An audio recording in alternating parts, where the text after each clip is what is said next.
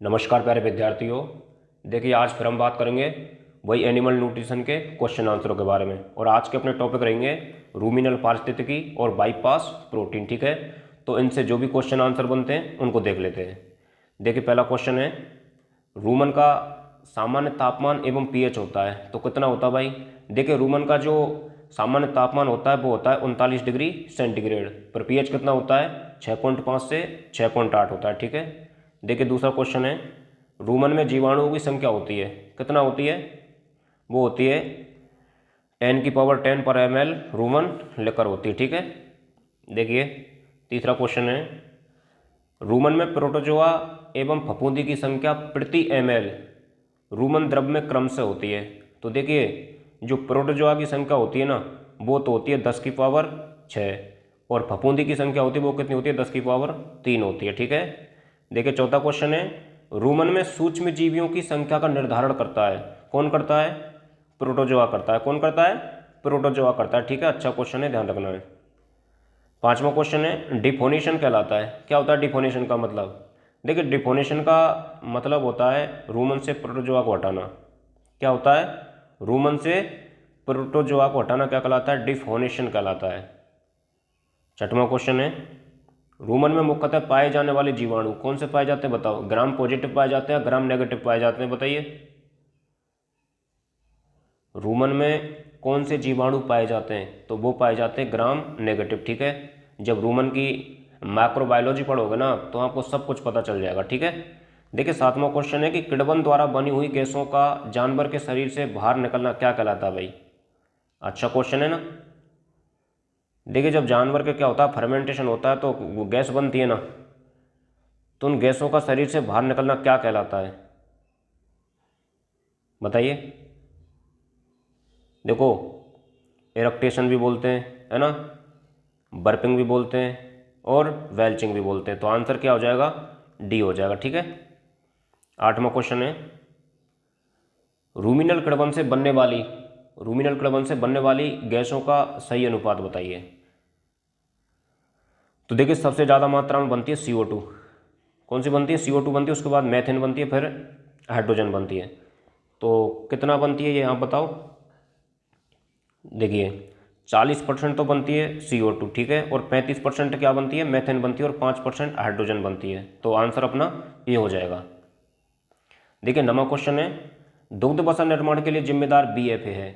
BFA का मतलब क्या होता है, BFA का मतलब होता है वोलेटाइल फैटी एसिड।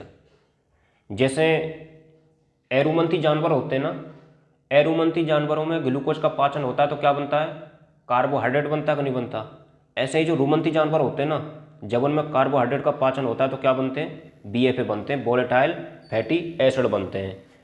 तो अब बताइए, देखिए BFA होते हैं तीन, कितने होते हैं, तीन होते हैं, एक तो एसीटेट होता है, एक प्रोपियोनेट होता है, और एक बुटायरेट होता है। अब ये पूछा है कि दुग्ध वसा निर्माण के लिए कौन सा BFA है, अब बताओ आप। तो वो होता है एसीटेट। कौन सा होता है, एसीटेट। ठीक है, और ग्लूकोज के निर्माण के लिए प्रोपियोनेट। आगे पढ़ेंगे, चिंता मत करो, सब क्वेश्चन आएंगे। देखिए दुग्ध उत्पादन बढ़ाने के लिए जिम्मेदार BFA कौन सा है बताओ, तो वो हो जाएगा प्रोपियोनेट। ठीक है, देखिए अगला क्वेश्चन है, एसीटेट, प्रोपियोनेट एवं बुटायरेट के एक अणु की पूर्णतः उपापचय के पश्चात कितनी ATP प्राप्त होती है, नहीं पता भाई, कितनी होती है। देखिए जब एसीटेट अणु का क्या होगा, उपापचय होगा, तो 8 ATP प्राप्त होंगी। प्रोपियोनेट के एक अणु का उपापचय होगा, 14 ATP प्राप्त होंगी। बुटायरेट के एक अणु का उपापचय होगा तो कितनी ATP प्राप्त होंगी भाई, बताओ ना, हैं, तो वो 20 ATP प्राप्त होंगी। ठीक है, तो आंसर अपना बी हो जाएगा। देखिए 12वां क्वेश्चन है, रूमन में किण्वन से बनने वाले BFA, एसीटेट, प्रोपियोनेट, बुटायरेट का अनुपात कितना होता है, बताओ। 7:2:1 होता है। ठीक है, देखिए 13वां क्वेश्चन है, निम्न में से कौन हाई बाईपास प्रोटीन का उदाहरण है, हाई बाईपास प्रोटीन का उदाहरण बताओ। बाईपास प्रोटीन का उदाहरण बताइए भैया, अरे बताओ बिड़ू बताओ। एक तो मक्का हो जाएगी, ठीक है, एक ब्लड मील हो जाएगी। तो आंसर क्या हो जाएगा? डी हो जाएगा।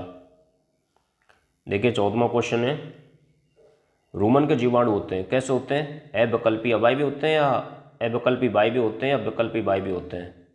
बताओ कौन से होते हैं? वो होते हैं अविकल्पी अवायवी है। देखिए अगला क्वेश्चन है, रूमिनेंट के भोजन में पाई जाने वाली ट्रू प्रोटीन का कितना हिस्सा रूमन को बाईपास कर जाता है? कितना कर जाता है, 40 या 60? 40%, ठीक है। 16वां क्वेश्चन है, प्रोटीन का वह हिस्सा जो रूमिनल अमोनिया निर्माण के काम आता है।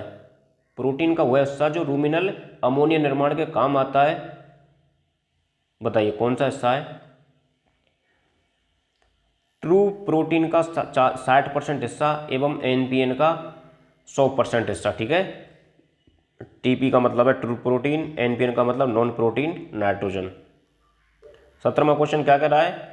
ये कह रहा है कि आदर्श रूमिनेंट राशन में कुल नाइट्रोजन का कितने प्रतिशत हिस्सा ट्रू प्रोटीन के माध्यम से जानवर को खिलाया जाता है?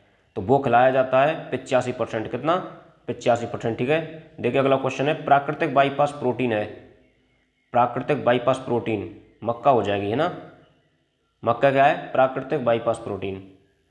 देखिए 19वां क्वेश्चन कह रहा है कि गाय के रूमन का सामान्य तापमान कितना होता है? तो अभी बताया था कि नहीं बताया? 48 से 40 डिग्री सेंटीग्रेड होगा कि नहीं होगा? बताओ 48 से 40 डिग्री सेंटीग्रेड होगा कि नहीं होगा? होगा भाई साहब, ठीक है।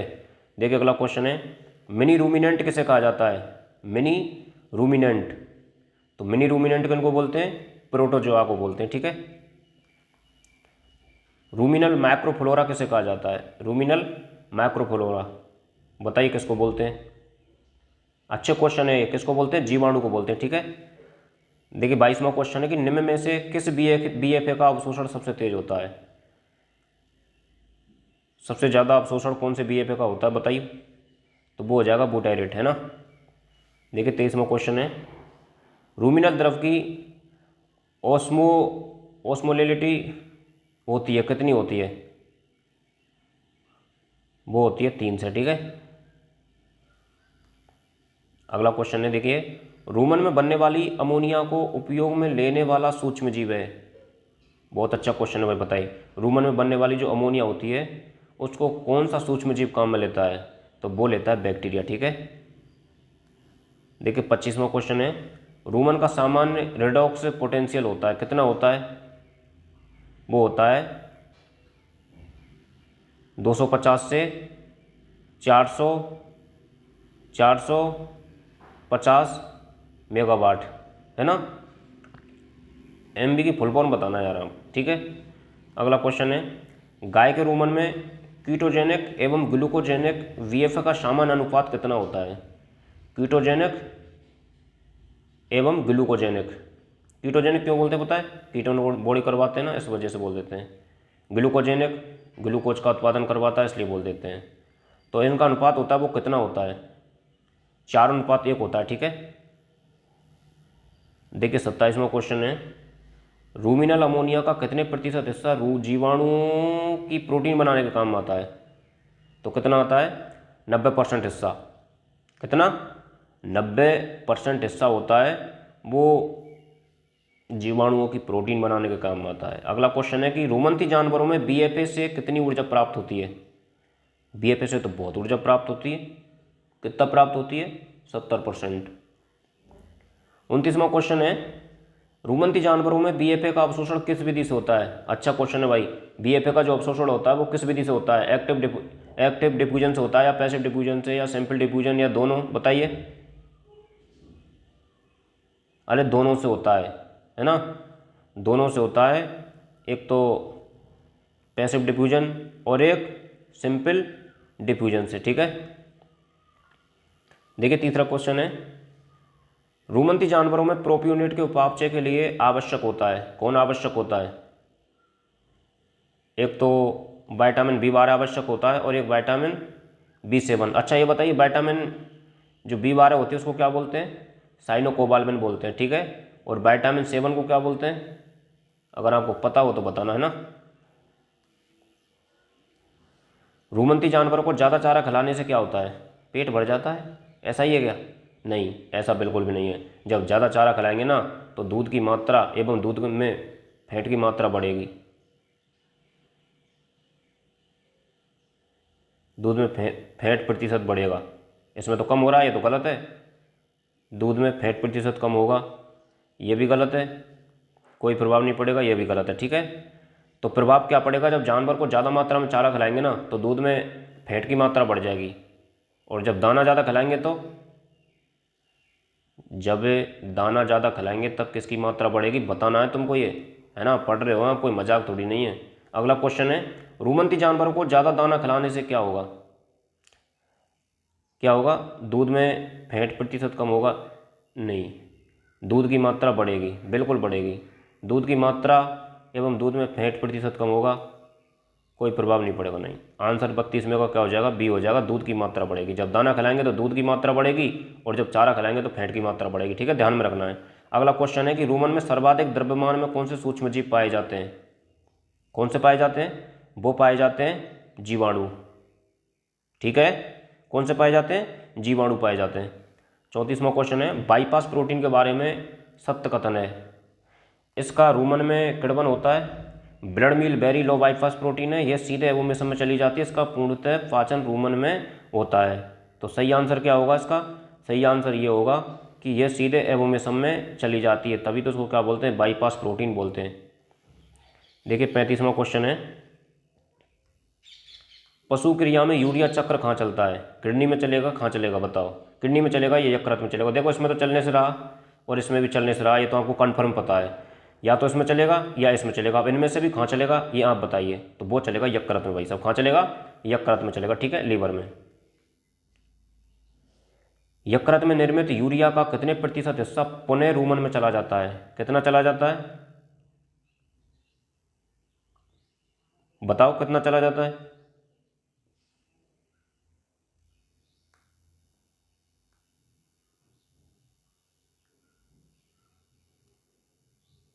बताओ। देखिए इस क्वेश्चन को दोबारा से देखते हैं। पशु शरीर में यूरिया चक्र कहाँ चलता है? यूरिया चक्र कहाँ चलेगा? यकृत में चलेगा। ठीक है, अब देखो थोड़ा सा इसमें कन्फ्यूजन था। अब यकृत में निर्मित यूरिया का कितने प्रतिशत हिस्सा पुनः रूमन में चला जाता है? तो बताइए कितना चला जाता है? वो जाएगा 90%। ठीक है, देखिए 37वां क्वेश्चन है, वेरी लो बाईपास प्रोटीन है। वेरी लो बाईपास प्रोटीन कौन सी है? तो वो हो जाएगी कैसीन प्रोटीन। ठीक है, कैसीन प्रोटीन कहाँ पाई जाती है?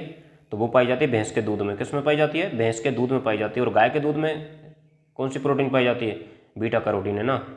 देखिए सबसे ज़्यादा बाईपास होने वाली प्रोटीन कौन सी है? Blood meal. ठीक है, अगला क्वेश्चन है कि अधिकांशतः रूमिनल प्रोटोजोआ किस प्रकार के होते हैं? किस प्रकार के होते हैं? वो होते हैं सिलिएटेड प्रकार के। सिलिएटेड तो जानते होंगे, नहीं जानते तो कोई बात नहीं, है ना। रूमिनल बैक्टीरियोफेज का कार्य होता है, क्या होता है? उसका कार्य होता है कि जीवाणुओं की प्रोटीन को पशुओं के लिए उपलब्ध कराना, यह रूमिनल बैक्टीरियोफेज का कार्य होता है। अगला क्वेश्चन 41वां, रूमिनल कवक का कार्य। रूमिनल कवक का कार्य क्या होता है भाई बताओ? फाइबर युक्त भोजन के लिग्नोसेलुलोज बंध तोड़ना, जीवाणुओं से गैस उत्पादन करवाना, जीवाणुओं की प्रोटीन को पशुओं के लिए उपलब्ध कराना, प्रोटोजोआ की संख्या का निर्धारण करना। तो बताइए क्या कार्य हो जाएगा? कार्य हो जाएगा जीवाणुओं की प्रोटीन को पशुओं के लिए उपलब्ध कराना। ठीक है, देखिए 42वां क्वेश्चन कह रहा है कि अधिकांशतः रूमिनल कवक किस प्रकार के होते हैं? रूमिनल कवक की बात कर रहा है, और रूमिनल जो कवक होते हैं ना वो कैसे होते हैं? वो होते हैं भाई साहब कैसे? वो होते हैं फ्लैजिलेटेड। ठीक है, अब ये सिलिया और फ्लैजिला ये कच्छाप, ठीक है, कसाब और पश्चिमाब का वही होते हैं। अब देख, अब हम मिलान करेंगे क्वेश्चन का। 43वां क्वेश्चन है मिलान का। तो मिलान करना है हमने पीएच से। तो रूमन का पीएच कितना होता है? देखिए पहले ही बात कर चुके हैं हम, कितना होता है? 6.5 से 6.8 होता है ना। तो ये हो जाएगा। एवोमेसम का पीएच कितना होता है? बहुत कम होता है, अम्लीय होता है, 2 हो जाएगा। गाय की जो लार होती है, लार को छोड़ देते हैं, पीछे बात करेंगे। रक्त का पीएच कितना होता है? 7.4 होता है। और गाय का जो पेशाब होता है उसका पीएच मान कितना होता है बताओ? तो 8.2 हो जाएगा कि नहीं हो जाएगा बताओ? है नहीं होगा। गाय का जो पेशाब होता है उसका पीएच मान होता है वो होता है 7.5 से 8.5, और जो गाय की लार होती है लार का पीएच क्या हो जाएगा 8.2 हो जाएगा। ठीक है दोस्तों, तो अपने यहीं पर ये जो 40-42 क्वेश्चन थे यहीं पर कंप्लीट होते हैं। आगे हम बात करेंगे अगली वीडियो में, तब तक के लिए धन्यवाद।